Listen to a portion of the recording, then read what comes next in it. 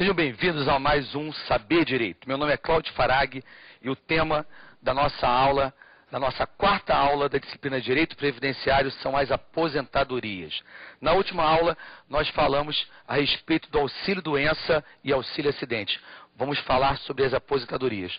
Vamos começar com a aposentadoria por invalidez. Vamos anotar o fato gerador da aposentadoria por invalidez. A aposentadoria por invalidez tem como fato gerador, tem como motivo a perda total da capacidade laborativa. Perda total da capacidade laborativa. O segundo elemento dessa aposentadoria, elemento teórico, é justamente se a aposentadoria por invalidez determina ou não a manutenção da subsistência. Ou seja, não basta a invalidez. Tem que ser uma invalidez ou uma perda que a pessoa não consiga mais manter a subsistência. Dessa forma, vamos chamar aqui um VT para discutirmos essa acumulação de auxílio-doença, auxílio-acidente, a respeito da aposentadoria por invalidez. Vamos embora ver aqui. Meu nome é Guilherme, eu quero saber se eu posso receber auxílio-doença e auxílio-acidente ao mesmo tempo. A pergunta que o telespectador faz é se eu posso receber auxílio-doença e auxílio-acidente ao mesmo tempo. A resposta é não. Muito simples. Imaginem só, um único acidente. Fato único. Inicialmente, a pessoa tem que ficar doente, para posteriormente ficar inválida ou ficar com uma sequela. Por isso que eu não posso acumular auxílio-doença com aposentadoria por invalidez. Nem posso acumular, conforme a pergunta, auxílio-doença com auxílio-acidente. A pergunta é, se posso acumular auxílio-doença e auxílio-acidente? Não. Por quê? Pela própria lógica do tempo. Primeiro eu fico doente, para depois ter uma redução ou ficar inválido. E eu faço a pergunta, posso acumular aposentadoria por invalidez, que é o tema agora, com auxílio-doença? Negativo. É impossível acumulação, pelo mesmo motivo. Primeiro eu fico doente, para depois ficar inválido. Essa pergunta é uma pergunta altamente relevante, porque, volto mais uma vez, qual é o fato gerador? Um é a perda temporária. O médico vai te avaliar. Após um tempo, a posição do médico será: houve uma simples redução, ou você está bom, ou você teve uma perda definitiva. A outra questão relativa à aposentadoria por invalidez é até quando a pessoa vai receber a aposentadoria por invalidez. A aposentadoria por invalidez, ela será devida até o momento que a pessoa possa voltar a trabalhar. Isso é muito comum. A pessoa está aposentada por invalidez e com uma expressão que é utilizada, passa a fazer um bico, entre aspas, ou seja, passa a exercer, mesmo sem carteira assinada, uma outra atividade remunerada. Cuidado com isso. Nos termos práticos do nosso dia a dia, da nossa vida, nós temos até uma tendência a achar que aquela pessoa está fazendo algo que não tem nenhuma relevância, que não causa lesão à Previdência Social. Mas a Previdência Social, ela é um patrimônio de todos. Nós estamos pagando por aquela pessoa que não tem condição de trabalhar. Por outro lado, se ela voluntariamente retorna ao trabalho e começa a receber remuneração, deixou de ter direito à aposentadoria por invalidez. Vamos ver mais um vídeo aqui, mais um VT, mais uma gravação, mais uma dúvida sobre esse tema. Por gentileza. Meu nome é Anderson. E o aposentado por invalidez pode voltar ao trabalho? O aposentado por invalidez pode voltar ao trabalho? Pergunta do telespectador foi um pouco duvidosa. Poder pode, mas se ele voltar, ele perde a aposentadoria. Gente, o aposentado por invalidez que retornar à atividade, ele perde a aposentadoria. Alguma dúvida com relação a esse tema? Agora, vamos abordar a ampla defesa e o contraditório nesse cancelamento. Aí eu pergunto, esse cancelamento pode ser sumário? Alguém filmou, fotografou, grampeou o pobre coitado do aposentado que está fazendo um bico qualquer. Qual vai ser o procedimento para o cancelamento da aposentadoria? Cabe um mandado de segurança para proteger o direito do aposentado, nesse caso? Pode haver um corte sumário da aposentadoria? Sim ou não, gente? Não, porque tem que dar ampla defesa e contraditório. Na verdade, aqui eu adoto uma teoria jurídica aplicável aos atos administrativos chamada formas paralelas. Teoria das formas paralelas. Se eu tive todo um procedimento para concessão, eu tenho todo um procedimento para desfazer. Gente, o mesmo modelo para conceder é o modelo para cassar a aposentadoria. Com isso, a Previdência Social deve notificar o aposentado, abrir prazo para a defesa, existe direito a recurso, não é simplesmente uma atuação imediata. Então, antes de ir à instância judicial, a Previdência deve abrir a ampla defesa e contraditório. Agora, aposentado por invalidez que retornar ao trabalho perde a sua aposentadoria. A nossa próxima aposentadoria é a chamada aposentadoria por idade. Aposentadoria por idade. Fato gerador dela: atingir a idade. E temos que anotar as idades, saber as idades. Mulheres, 60 anos. Homem, 65 anos. Tivemos uma pergunta, um telespectador, em aulas anteriores, acerca de carência, 15 anos. Então, por essas contas, uma mulher pode começar a contribuir aos 45 anos e se aposentar aos 60. Um homem pode nunca ter contribuído, começar a contribuir aos 50 e se aposentar aos 65. Claro que nós vamos ter o fator previdenciário, que objetiva pagar mais para aquele que contribuiu mais, tem uma menor expectativa de vida. Agora, aqui tem uma questão fundamental. Rural. Existe uma redução de 5 anos na idade para o trabalhador rural. Logo, trabalhador rural, aposentadoria por idade para as mulheres, 55 anos. Para homens, 60 anos. E vem a questão mais rotineira no dia a dia, que é o meio de prova da atividade. O meio de prova da atividade rural. Como que eu faço para provar a atividade rural e conseguir a comprovação da carência? Precisamos aí anotar, eu vou trabalhar toda a jurisprudência do STJ e as súmulas e vamos identificar isso e objetivar isso.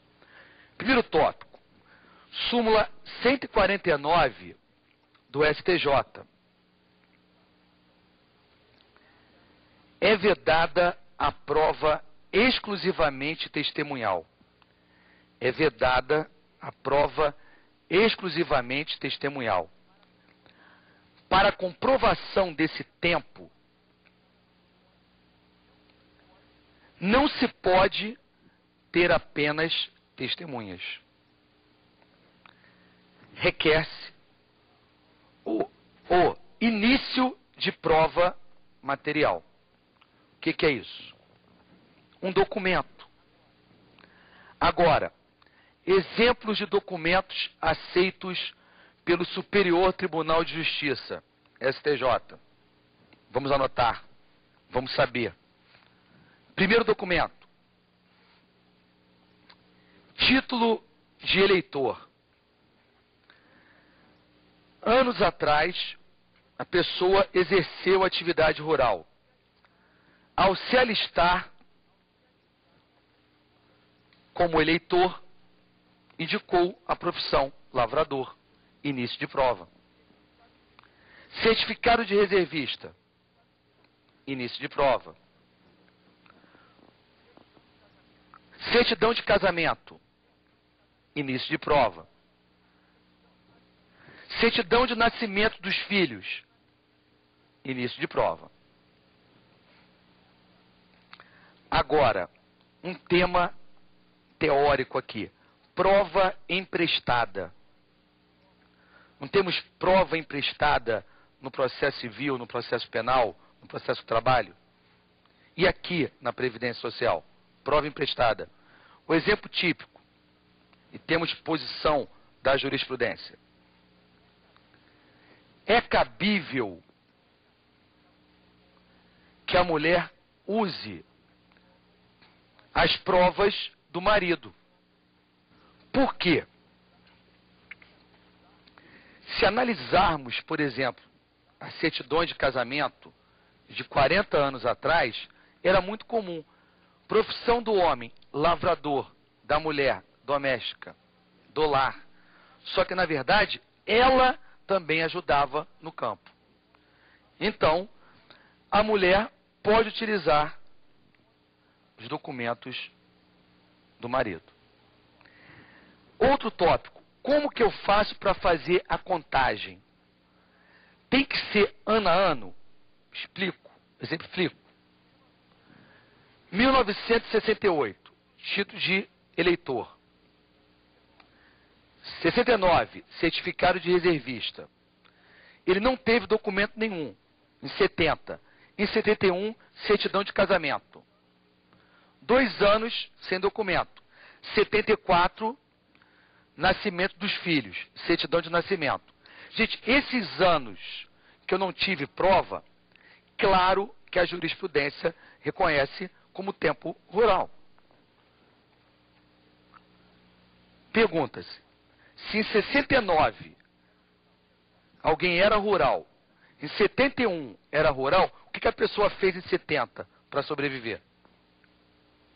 Trabalhador rural. Trabalhador rural. Agora, o que vai se buscar como prova é uma justificativa. Aqui eu aceito a prova testemunhal. Aqui pode ser aceita a prova testemunhal. Porque eu tenho início de prova. Agora, 2 temas relevantes sobre isso, que são as súmulas 10 e 24 do Juizado Especial Federal. Súmula 10 e 24 do Juizado Especial Federal. Nós temos 2 hipóteses. Trabalho rural durante um período. Área urbana, empresa privada. Explico. Um exemplo. Alguém trabalhou no campo enquanto jovem. Aos 25, 30 anos, veio para a zona urbana e passou a exercer atividade em empresas privadas. Ele pode contar o tempo como trabalhador rural para se aposentar por idade? Pode, e não precisa contribuir nada. Uma dúvida do nosso colega Ayrton. Eu tinha até anotado essa pergunta anteriormente e antes de eu fazê-la o senhor já colocou Só que eu queria reforçar o seguinte, conta-se o tempo que ele ficou no trabalho rural e depois passou um tempo fora e para a área privada. Conta-se também que o área rural ele aposenta com 5 anos a menos. Vai contar esses 5 anos a menos também? Não. Para fazer jus, qual foi o cerne da pergunta aqui? Um tempo rural, um tempo urbano. Aquele tempo, para reduzir os 5 anos, tem que ser todo rural. Pode ser descontínuo. Querem ver a hipótese? Trabalhou na zona rural, foi, por exemplo, para o estado de São Paulo, trabalhou na empresa privada e voltou para a zona rural. Ele tem que comprovar o tempo da carência, 15 anos como trabalhador rural, e a idade. Agora, se ele está na zona urbana, ele perde a redução da idade. Então, o homem tem que ir até 65 anos e a mulher até 60. Mas, com certeza, pode contar o tempo como trabalhador rural. A dúvida sanada? Bem, a mudança que nós vamos dar no curso aqui da nossa matéria na aposentadoria por invalidez, nessa questão do meio de prova, é trazer à baila aqui, trazer a discussão se uma sentença trabalhista fundada apenas em prova testemunhal pode ser aceita. Na verdade, a posição que nós temos no direito, sempre aquela questão sim, talvez e depende, se a decisão do trabalho foi fundada em prova material, é válida. Porque senão seria muito simples, seria uma espécie de fraude. Chamaria 3 testemunhas que iriam dizer que eu trabalhei naquele período e estaria conseguindo fraudar a Previdência Social. Vamos ver as dúvidas dos colegas, levantar aquela dúvida que você ia começar a indicar, que eu acho relevante. Bom, meu nome é Adriana, eu sou estudante do IESPLAN. A minha pergunta é a seguinte, a respeito da prova emprestada. A mulher, se um casal viveram lá, eles eram trabalhadores rurais. E aí eles viveram um certo tempo lá nessa condição, e aí mudaram, foram para a cidade, foram fazer outra atividade. E o homem conseguiu se aposentar por com as provas que ele tinha lá, daqueles exemplos que o senhor já deu, do título de eleitor, da certidão de nascimento dos filhos e tal. Eu quero saber se a mulher, nesse caso, mesmo ela tendo parado, ela deixou de ser trabalhadora rural, ela consegue se aposentar por essas provas aqui. Pergunta é muito boa e acontece quase todos os dias isso. A colega colocou uma hipótese concreta, que tem uma ocorrência reiterada, que é: o homem se aposenta por idade, regra geral, mais velho que a esposa, vai para a zona urbana e a mulher não tem condição de pleitear a aposentadoria. Que eu digo, a única coisa que ela perde é a redução, no sentido da pergunta que o Dr. Ayrton fez, é a redução da idade para 5 anos. Ela pode pegar os 10 anos que ela teve como trabalhadora rural, continuar a exercer uma atividade urbana qualquer e requerer a sua aposentadoria por idade. Temos mais alguma dúvida acerca de aposentadoria por idade, invalidez? Mais uma dúvida aqui. Meu nome é Maísa, eu sou bacharel em Direito. No que concerne a aposentadoria por invalidez, a lesão de esforço repetitivo, a LER, é causa de aposentadoria por invalidez? A pergunta é muito relevante. Nós temos vários casos de pessoas aposentadas por LER, mas a indicação médica atual, indicação médica recente, ela traz uma ideia que a lesão por esforço repetitivo, a LER, por si só, ou seja, apenas a LER, não daria direito à aposentadoria por invalidez. Por quê? A aposentadoria por invalidez tem que ser uma perda total que retire a condição de subsistência. Com as técnicas que se tem hoje, a pessoa já consegue conviver com uma doença crônica que não determina a aposentadoria por invalidez. E nós temos um outro tema relevante dentro do auxílio acidente e aposentadoria por invalidez, que é a súmula 44 do STJ. Vou pedir para o nosso amigo aqui do estado de Minas Gerais ler a súmula 44 do STJ para os telespectadores e para a turma, que é fundamental o conhecimento desse tema quando nós falamos de invalidez, auxílio acidente. Meu nome é Aurélio, eu sou da instituição Fortune. A súmula 44 do STJ traz a seguinte redação: a definição em ato regulamentar de grau mínimo de disacusia não exclui por si só a concessão do benefício previdenciário. A súmula 44 do STJ traz a expressão disacusia, que é, na verdade, surdez. Explico a ideia da súmula. A definição em uma norma de um grau mínimo de perda auditiva, por si só, não pode deferir um auxílio acidente ou aposentadoria por invalidez. 2 exemplos. Claro que um afinador de piano deve ter uma acuidade auditiva muito melhor que um jogador de futebol, muito melhor que um professor.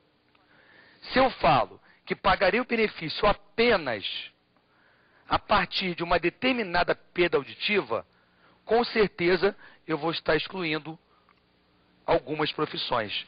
E o STJ vedou.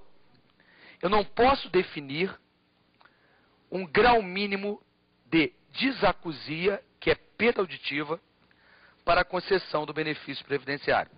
E reforçando sempre, conforme a pergunta trouxe, aposentado por invalidez que retornar à atividade remunerada perderá o direito ao benefício. Porque o benefício é pago porque a pessoa não consegue manter a subsistência. Se a pessoa, mesmo com uma invalidez, muda de profissão, faz uma reabilitação e passa a ter um meio de subsistência, perdeu a razão de receber aquele benefício. O nosso próximo tema vai ser aposentadoria especial. Aposentadoria especial. A aposentadoria especial, ela diz respeito às condições de trabalho. Condições de trabalho perigosas ou insalubres. Condições de trabalho perigosa ou insalubre. Exemplo típico: vigilante. Exemplo clássico: mergulhador, que mergulha em águas profundas para fazer manutenção de uma plataforma. Agora, os prazos variam conforme a atividade. A aposentadoria especial, anotem agora o conceito clássico, é devida pela exposição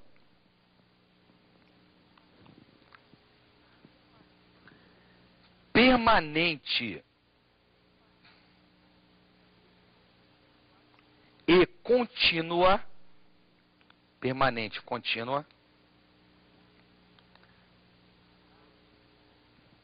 a atividades perigosas ou insalubres, a atividades perigosas ou insalubres, por 15, 20 ou 25 anos. Turma, as atividades de mineração, as pessoas que trabalham com mineração no subsolo, são atividades com 15 e 20 anos de aposentadoria. As demais, 25 anos de trabalho. Agora, a exposição, ela tem que ser permanente. Então, anotem aí. A exposição eventual não gera direito à aposentadoria. A exposição eventual não gera direito à aposentadoria. Temos mais uma dúvida aqui. Ayrton Magalhães, sou da Fortune. A minha pergunta é a seguinte: o GARI, ele também está condicionado a essa exposição? Sim, o trabalho da pessoa que trabalha em limpeza pública, ele é um trabalho tanto insalubre quanto perigoso. Então ele fará jus. Nós temos um decreto que regulamenta o mais importante de tudo. É o princípio do tempo rege o ato. Tempo rege o ato. Não é o caso aqui de ficar falando nada em latim. Tempo rege o ato. Ou seja, a lei válida é a lei da época. A lei válida é a lei da época. Qual é a lei que vai regir? É a lei da época.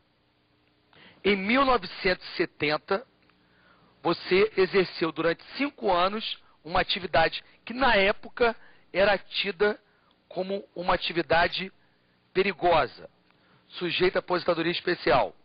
Mantido o seu direito. Porque o tempo rege o ato. Você já ficou exposto àquele risco. Agora, o tema agora é o uso de EPI, equipamento de proteção individual, retira o direito ao benefício? Então, respirar certos gases em algumas fábricas é hipótese de aposentadoria especial. Só que você está com a máscara, né? Isso, você está protegido, está com fone de ouvido. A nossa discussão aqui é se o uso do equipamento retira ou não. Na verdade, a súmula fala elide ou não, retira ou não. Yara, advogado, também aluno da Forte. Eu acho que retira-se o equipamento oferecido, extinguir o dano que está exposto à insalubridade ou à periculosidade. Perfeito. Ela deu uma posição bem na linha dos advogados que defendem empresas, no sentido de que realmente retira o risco. Vamos ver uma outra posição de uma outra colega. Não, gente, não existe no direito nada errado e nada certo. Existe, realmente é defensável a posição. Só que, na verdade, esse tema pode já ter sido pacificado por algum tribunal. E a minha função aqui é indicar isso. Mas nós temos que ter essa difusão de ideias. Eu acho que não retira, porque comparando as pessoas que trabalham com raio-x, tem a aposentadoria especial e tem toda a proteção, com roupas de chumbo, essas coisas, e continuam tendo essa aposentadoria. Então, acho que não retira. Perfeito. A posição da jurisprudência é no sentido de que o uso dos equipamentos não retira o direito à aposentadoria. O exemplo, por exemplo, dos gases, que é um exemplo utilizado, mesmo você estando com a máscara, a qualquer momento a máscara pode se romper e você pode estar sujeito a isso. Então, nós temos a matéria sumulada do Juizado Especial Federal e pacificada a jurisprudência que não retira, mesmo se você estiver utilizando o equipamento. Agora, isso foi objeto de tanta discussão que teve que ser sumulada por um tribunal superior. Não é um tema fácil. Então, o uso de equipamento não retira o direito à aposentadoria. Dentro da nossa aposentadoria ainda especial, cabe-nos dizer que, atualmente, nós temos alteração e mudança do grau de ruído.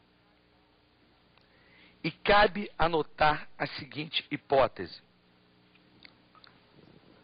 Ruído, aposentadoria especial por ruído,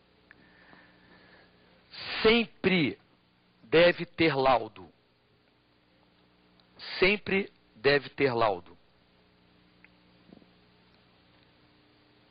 Gente, uma pausa. Nós temos, na época, antes de 1997, o ruído tinha que ser 80 decibéis. E tinha que ter um laudo. Gente, qualquer mudança no ambiente, quer seja da casa do telespectador, um móvel na frente, uma baia de proteção, muda a acústica.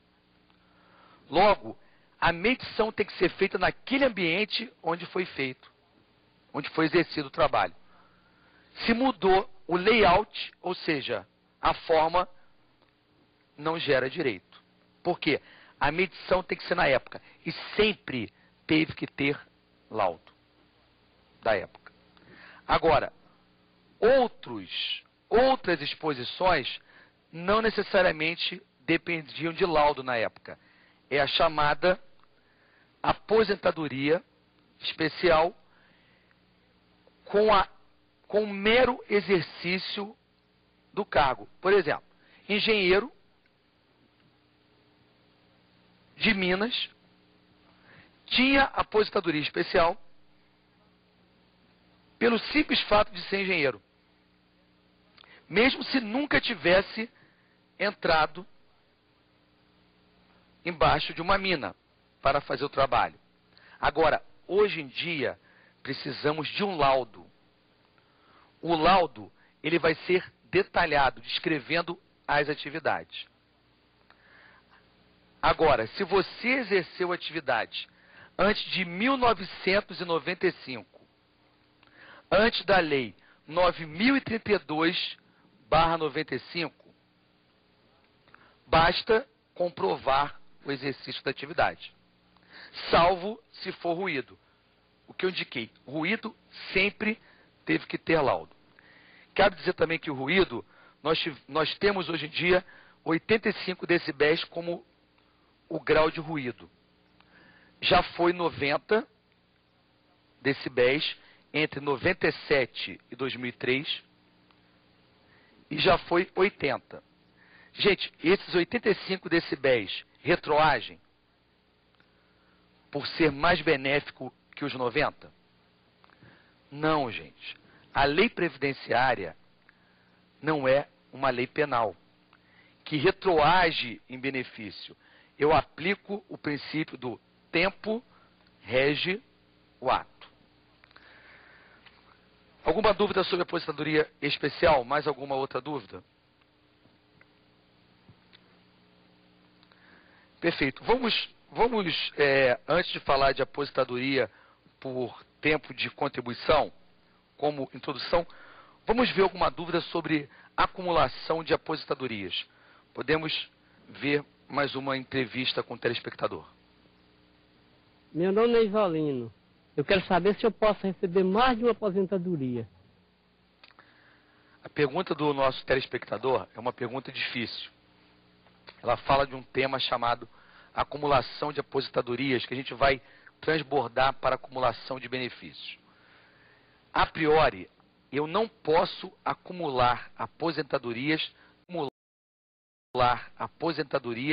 do mesmo regime. Ou seja, eu não posso ter duas aposentadorias do regime geral, duas aposentadorias do serviço público, salvo nos casos de que a acumulação é válida. Por exemplo, duas aposentadorias de professor eu posso. Agora, eu posso ter aposentadorias de regimes diferentes. Exemplo, servidor público de dia, professor de uma faculdade à noite.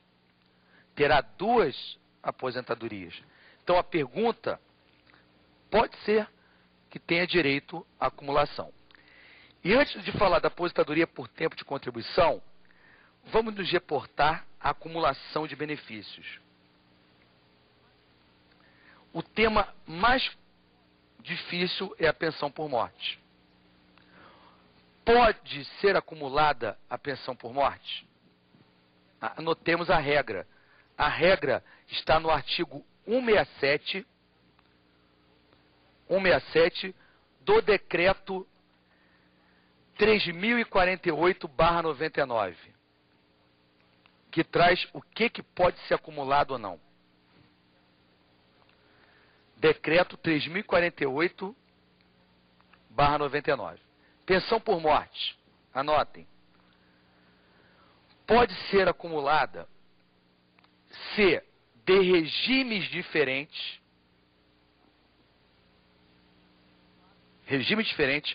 ou fatos geradores diferentes.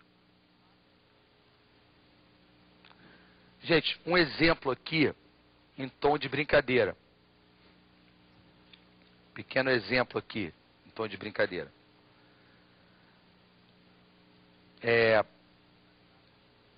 Alguém é casada com um servidor público.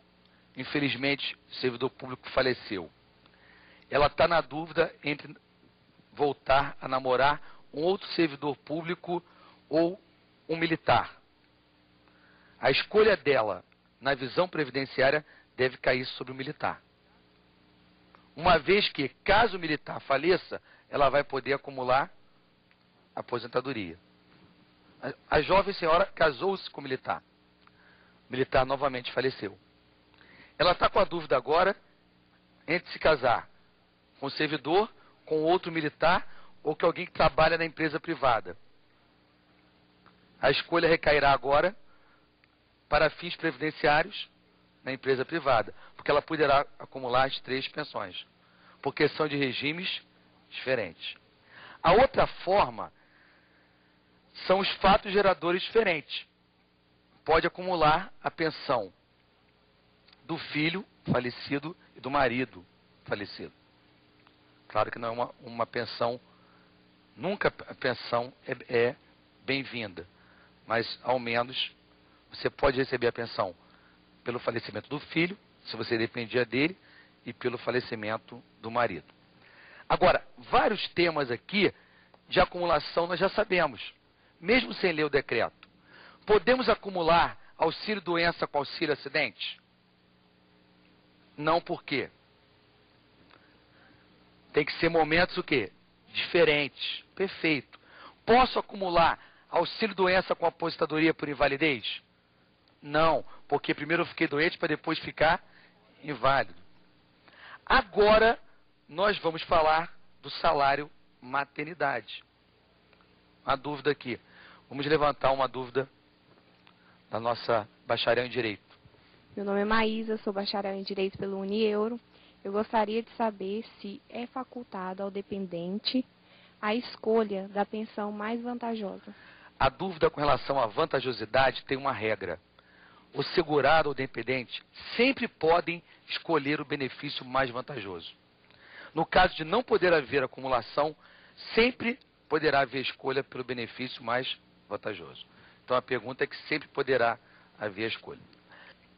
Antes de entrarmos na aposentadoria por tempo de contribuição, que terá uma conexão forte com a previdência privada, vamos falar sobre salário maternidade. O salário maternidade é devido à segurada quando do nascimento do filho. Fato gerador. Aí podemos ter a primeira dúvida. Mãe adotante. A mãe adotante faz jus ao salário maternidade conforme a idade do filho. Conforme a idade do filho. De 0 a 1 ano, 120 dias. De 0 a 1 ano, 120 dias.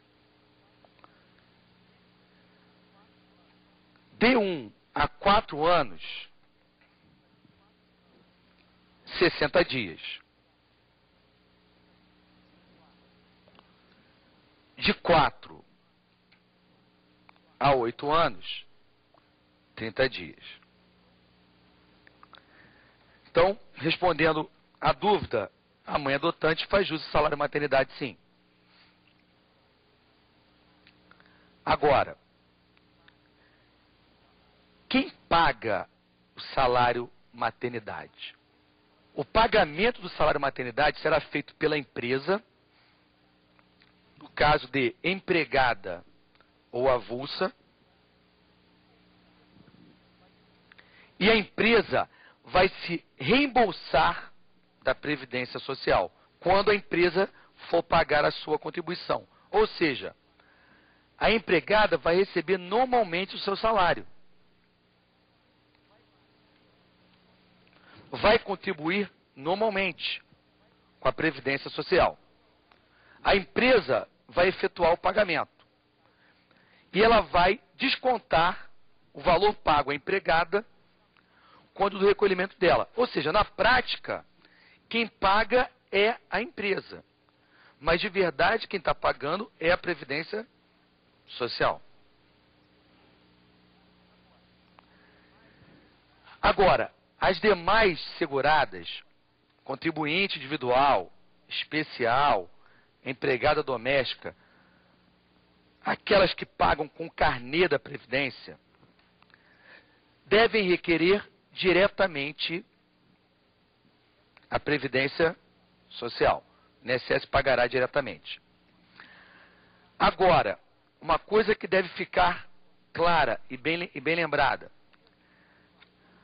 As empresas devem guardar por 10 anos a comprovação dos pagamentos de salário maternidade e também do salário família, para eventual fiscalização. E uma pergunta que eu gostaria, até percebo que a turma tem acompanhado bem, né, a nossa conversa aqui sobre Previdência Social. É possível acumular auxílio-doença com salário maternidade? Irenetes Forte. Eu acredito que sim, porque são fatos diferentes. Fatos geradores diferentes. Alguém entende que não? Porque não existe a hipótese de alguém estar ao mesmo tempo doente e recebendo salário maternidade. Se a pessoa fez, por exemplo, uma cesariana para ter o filho, ela vai estar realmente acamada, mas estará recebendo o salário maternidade. E antes, pode estar recebendo auxílio-doença, mas não estará recebendo o salário maternidade. Ou seja, salário maternidade não é acumulável com auxílio-doença. Nosso último benefício é a aposentadoria por tempo de contribuição. E é um benefício que nos gera algumas dúvidas e vamos compará-lo um pouco com o servidor público. Primeira indicação, fato gerador da aposentadoria por tempo de contribuição. Um prazo, se for homem, de 35 anos de contribuição e se for mulher, 30 anos. Cuidado! No regime geral, não existe idade mínima. Ou seja, pode um homem se aposentar com 50 anos. Pode uma mulher se aposentar com 45 anos. Basta que tenha o tempo de contribuição. Já no serviço público, a aposentadoria por tempo de contribuição, ela depende da contribuição e da idade mínima. No serviço público, o homem deve contribuir 35 anos e ter no mínimo 60. A mulher contribuir 30 e ter no mínimo 55. Então a primeira diferença é essa. No serviço público, os servidores antigos, ou seja, aqueles que entraram antes da emenda 20, terão direito à aposentadoria integral. Os novos servidores, não. Os servidores antigos, antes da emenda 20 e da emenda 41, terão direito à aposentadoria integral, que é a última remuneração. Os novos servidores vão receber da mesma forma que o regime geral, média aritmética simples dos 80% maiores salários de contribuição. Na aposentadoria por tempo de contribuição do regime geral, nós vamos ter o reajustamento anual para manter o salário mínimo. Os servidores públicos, antes da emenda 41 de 2003, têm a chamada paridade. O que é isso, paridade? o valor dos inativos é o mesmo valor dos servidores ativos. Eu requero um pouco de cuidado, porque quando nós estudamos direito administrativo, algumas vezes o professor, ele diz que a matéria é direito previdenciário. Você estuda o previdenciário, o professor diz que é direito administrativo. Essa matéria é direito previdenciário. Por quê? Reza sobre aposentadorias. Mas, ao estudar para um concurso público, essa matéria deve ser dada na disciplina de direito administrativo ou direito constitucional, porque trata das regras da aposentadoria do artigo 40 da Constituição. Alguma dúvida sobre aposentadoria por tempo de contribuição? Então, vamos fazer então uma visão geral do que foi tratado na nossa quarta aula. Nós finalizamos todos os benefícios. Por último, falamos da aposentadoria por tempo de contribuição, comparando com a de servidor público. Na nossa regime geral, não precisa ter idade mínima, serviço público sim. Vimos o salário maternidade, vimos que a mãe adotante tem direito, vimos a aposentadoria especial e lembramos que o tempo rege o ato, que vale a exposição da época, que a exposição hoje tem que ser permanente. Mas na época nós tínhamos aposentadoria pela mera atividade, pelo mero nome na carteira de trabalho. Estudamos ainda a aposentadoria por invalidez e repisamos que aposentado por invalidez que retornar voluntariamente perde o direito à aposentadoria. Lembramos da diferença comparando o auxílio doença e auxílio acidente novamente, e lembrando a súmula 44 do STJ, que fala sobre desacusia, que é perda auditiva. É um tema reiterado em todas as cobranças e no nosso dia a dia. Quem trabalha em fábrica, regra geral, recebe auxílio acidente por perda de capacidade auditiva, porque está exposto ao risco. E vimos que o EPI não retira o direito ao benefício. Discutimos ainda a acumulação de benefícios. Pensão por morte pode ser, se for de mesmo regime, ou se for fato gerador, diferente. Na nossa quinta aula, nós vamos falar sobre previdência privada, sobre as formas de pleitearmos direitos previdenciários e vamos fechar com o resumo total da nossa matéria. Lembro o e-mail do programa saberdireito@stf.gov.br, saberdireito@stf.gov.br. Fiquem convidados para a nossa quinta e última aula no Saber Direito. Um abraço e até a próxima.